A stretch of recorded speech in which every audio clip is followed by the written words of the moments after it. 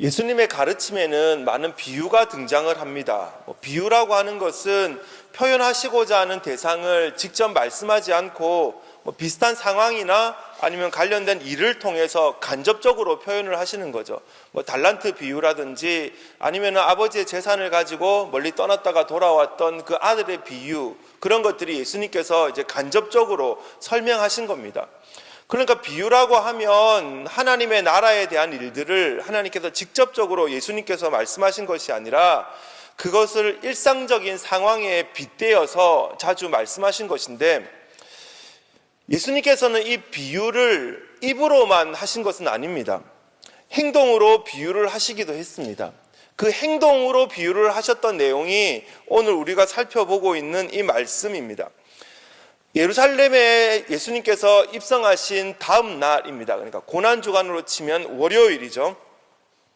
예수님께서 제자들과 함께 길을 가시다가 저 멀리에 있는 무화과 나무를 발견하셨습니다. 잎이 아주 무성한 무화과 나무였습니다. 이스라엘 사람들에게 이 무화과 나무는 굉장히 친숙한 나무입니다. 음식의 재료로 널리 사용되기 때문에 모두가 알고 있는 그런 나무입니다. 그래서 예수님께서 이제 무화과에 가까이 가셨습니다. 그곳에서 열매를 얻고자 해서 가셨습니다. 그런데 가서 보니까 그 무화과 나무에 잎은 무성한데 무화과 열매가 없는 것입니다. 그래서 그 자리에서 예수님께서 무화과 나무를 향해서 강하게 말씀하시죠. 이제부터 영원토록 사람이 내게서 열매를 따먹지 못하리라.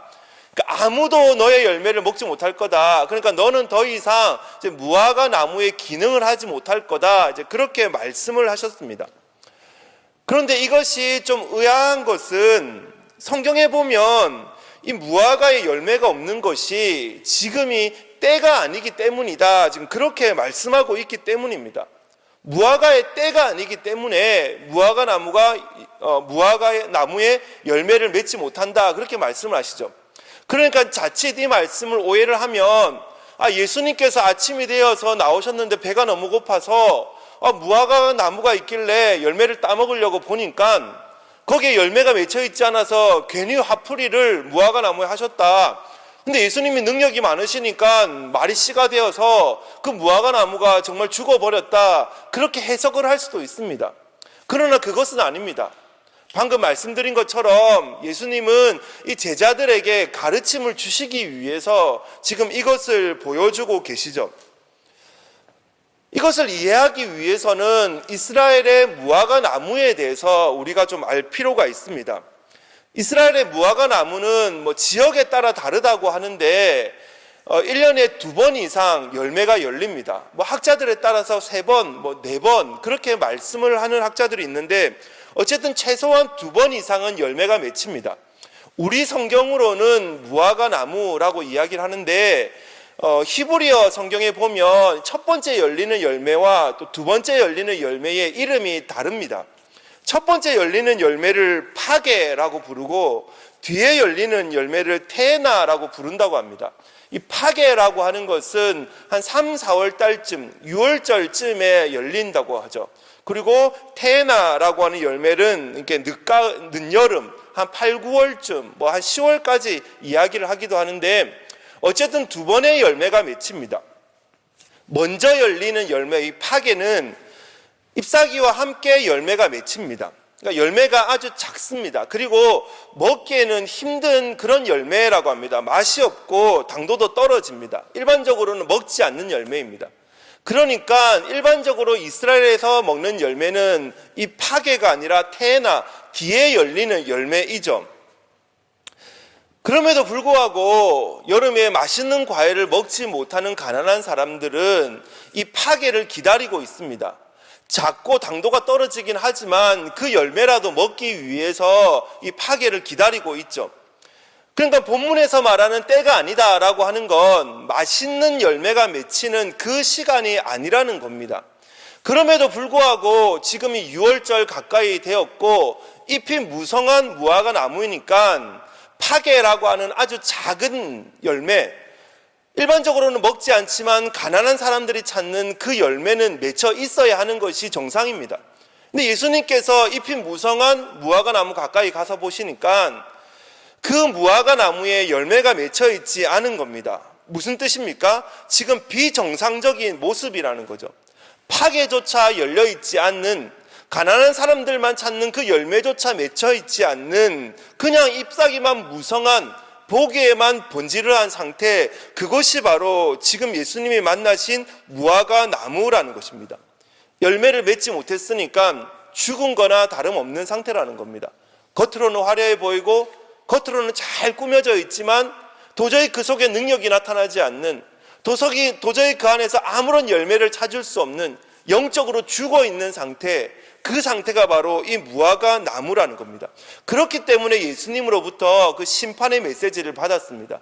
열매를 맺지 못하니까, 죽어 있는 상태니까 너는 더 이상 살아있는 기능을 할 수 없다. 그렇게 예수님으로부터 심판의 메시지를 받았죠. 그리고 이어지는 본문도 비슷한 내용입니다. 예수님께서 성전에 들어가셨습니다. 성소라기보다는 성전에 있는 뜰을 이야기합니다. 이방인의 뜰이라고 하는데, 보통 이방인들은 회심을 해서 하나님을 믿지만 성소 안으로 들어올 수 없어서 밖에서 예배를 드렸습니다. 그러니까 그 장소를 말하고 있습니다. 지금으로 치면 우리의 예배당과 같은 모습이라고 봐도 무방합니다. 근데 그곳에서 어떤 일이 벌어지고 있습니까? 환전상들이 돈을 바꿔주고 있습니다. 주일에 말씀드린 것처럼 그 유월절은 유대인들의 큰 명절입니다. 그렇기 때문에 전 세계에 로마 제국이 흩어져 있던 수많은 유대인들이 한자리에 모이는데, 원래 10만 명 정도 예루살렘에 살고 있었던 그 장소에 적게는 100만 명에서 많게는 300만 명까지의 사람들이 그곳에 모였습니다. 자, 그런데 이렇게 예루살렘에 모이면 이들은 성전세를 내야 했습니다. 그런데 그 성전세를 로마 화폐로 받은 것이 아니라 유대 화폐로만 받았습니다. 그냥 그렇게 만들어 버린 거죠. 자, 그런데 중요한 건 로마 화폐만 가지고 있었던 사람들이 예루살렘에 왔으니까 이제 그것을 유대 화폐로 환전을 해야 되는 겁니다. 그런데 그 환전업을 대제사장이 그것을 다 가지고 있었던 거죠. 그러니까 대제사장이 그 환전업에 손을 대면서 비싼 수수료를 받으면서 그것을 바꿔주고 있었습니다. 그러니까 성전 안에 들어와서 그것을 막 바꾸고 있는 그런 모습들을 아무도 터치하지 못하는 겁니다. 비싸게 수수료를 받아도 그 누구도 뭐라 할 수 없는 겁니다. 종교 지도자가 돈에 눈이 멀어서 이제 성도들을 향해서 합법적인 강도짓을 하고 있는 것, 그것이 바로 지금 성전 안에서의 모습이라는 겁니다. 그뿐만이 아니죠. 오늘 본문에 보니까 비둘기 파는 자도 있었다고 말씀하고 있습니다. 그 당시에는 이제 제사를 지내러 나왔으니까 희생 제사를 위해서 제물을 드렸어야 했습니다. 소나 낙이나 아니면 그 염소, 그리고 비둘기, 이런 것들을 가지고 와서 이제 제사를 지내는 거죠. 아무런 흠이 없는 제물을 가지고 와야 됐습니다. 자, 그런데 문제는 집에서 아무런 흠이 없는 제물을 가지고 와서 이 제사장에게 가지고 오면 어떻게든 트집을 잡아서, 야, 이것은 문제야, 이건 드릴 수 없어, 이제 그렇게 시비가 붙는 거죠.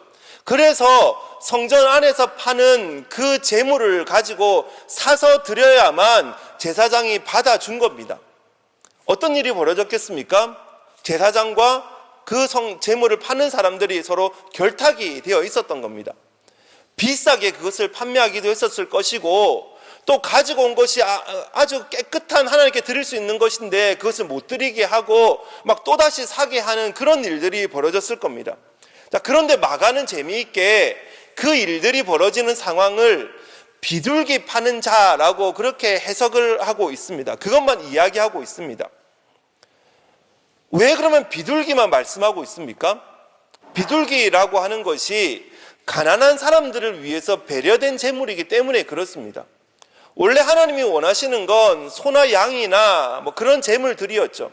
그런데 너무 가난해서 소를 살 수 없는 형편, 양을 살 수 없는 형편이 되면, 그럼에도 불구하고 하나님은 그들의 제사를 받으셔야 하니까 그들을 위해서 배려하는 차원에서 비둘기를 허락해 주셨습니다.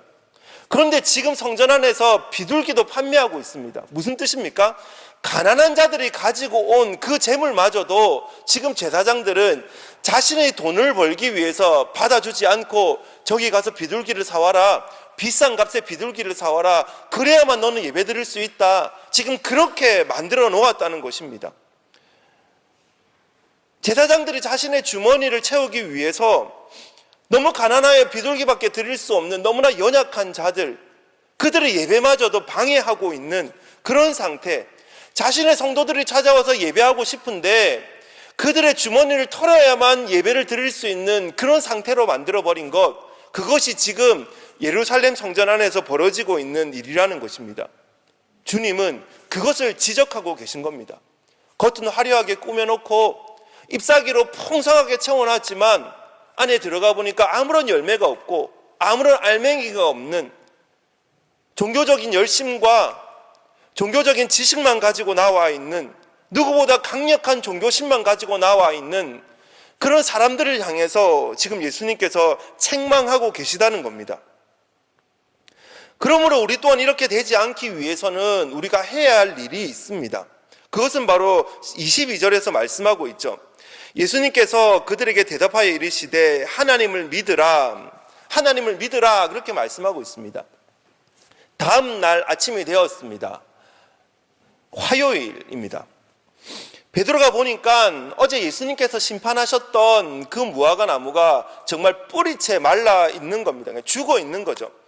그래서 예수님께 이것이 정말 말랐다, 이제 그렇게 이야기를 하고 있습니다. 그런데 같은 내용을 기록한 마태복음의 내용을 보면, 마태복음 21장 20절을 보면 그 이유에 대해서 제자들이 물었다라고 이야기를 하고 있습니다. 마태복음에서는 제자들이라고 하고 오늘 본문에서는 베드로라고 하니까 아마 베드로가 예수님께 그 이유를 물은 것 같습니다. 예수님, 어찌하여 이것이 말라 죽었습니까? 아니, 왜 이것이 말라 죽었습니까? 그렇게 물어보는 거죠. 그런데 그 물어본 것에 대해서 예수님께서 하셨던 말씀이 하나님을 믿으라, 그 말씀이라는 겁니다.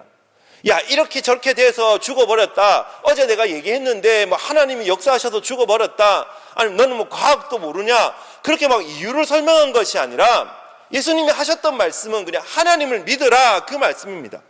하나님을 믿으라, 영적으로 죽어버린 상태 가운데, 열매를 맺지 못하고 있는 상태 가운데, 종교심만 가지고 예배당만 찾아오고 있는 그런 상태 가운데 다른 거 다 필요 없고 하나님만 믿으라, 하나님만 믿으라, 그것이 가장 중요하다는 말씀입니다. 우리에게 다른 이유는 필요 없습니다. 뭐 주일에 예배를 드리지 못하고, 아니면 내 예배가 대충 드려지고 내 신앙생활이 어떻고 저렇고, 이유나 핑계는 도저히 필요치 않습니다. 단지 하나님을 믿는 것, 이것이 우리에게 가장 중요하다는 말씀입니다. 우리에게는 이것뿐입니다. 하나님이 내 영혼을 책임지시고 하나님이 내 인생을 이끌어 가시기 때문에 그냥 하나님을 믿고 나아오는 것, 이것이 중요합니다. 왜 우리에게 열매가 없고, 왜 우리는 종교심뿐이 없고, 왜 우리의 예배가 뜨겁게 주님을 만나는 시간이 되지 못합니까? 하나님을 믿는 그 믿음이, 하나님을 향한 간절함들이 서서히 우리에게 줄어들고 있기 때문입니다. 그러므로 오늘 성경을 통해서 주님이 우리에게 말씀하신 건, 너 정말 하나님을 믿고 있느냐?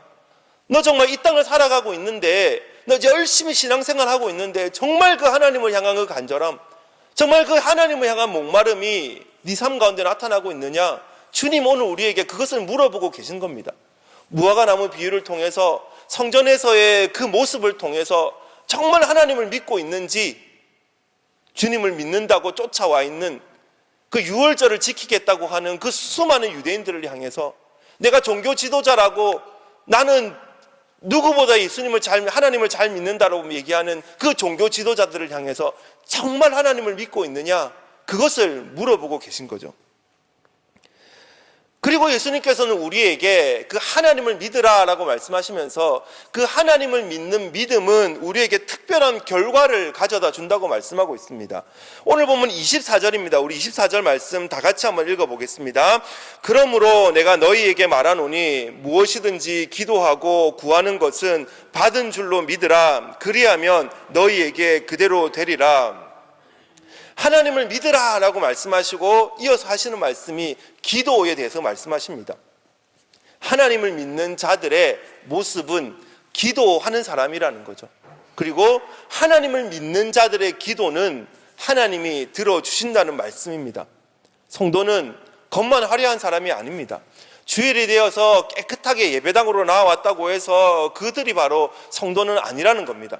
종교적인 열심과 종교적인 지식만 드러내는 자가 성도가 아니고 하나님을 믿고 삶 가운데 기도하며 살아가는 사람, 삶 속에서 하나님을 믿기 때문에 하나님이 내 인생을 책임지신다는 그 확신을 가지고 기도했기 때문에 매일매일 기도의 응답으로 충만한 삶을 살아가는 사람, 그래서 그 기도뿐만이 아니라 더 나아가서 상대를 용서하고 베풀 수 있는 사람, 그 사람이 바로 성도라고 말씀하고 있다는 겁니다. 하나님의 때가 되면 열매를 맺어야 합니다. 그 열매는 다른 사람들의 눈에 나타나지 않는 아주 작은 열매일 수도 있습니다. 처음 말씀드렸던 그 첫 번째 맺혀지는 그 무화과 나무의 열매는 잎이 무성하기 때문에, 열매가 작기 때문에 심지어 잘 보이지 않는다, 그렇게 해석을 하는 학자들도 있습니다. 우리의 열매가 그럴 수도 있습니다. 눈에 보이지 않는 열매일 수도 있습니다. 다른 사람들이 볼 때 저 사람의 신앙이 왜 저래? 저 사람 교회를 그렇게 다녔는데 왜 저렇게밖에 살지 못해? 그렇게 보일 수도 있습니다. 그러나 하나님은 알고 계십니다. 내가 하나님을 믿고 있는지, 내가 하나님을 믿는 믿음으로 기도하며 살아가는지, 나는 하나님을 믿는 성도이기 때문에 용서하며 살아가는지 주님은 알고 계십니다.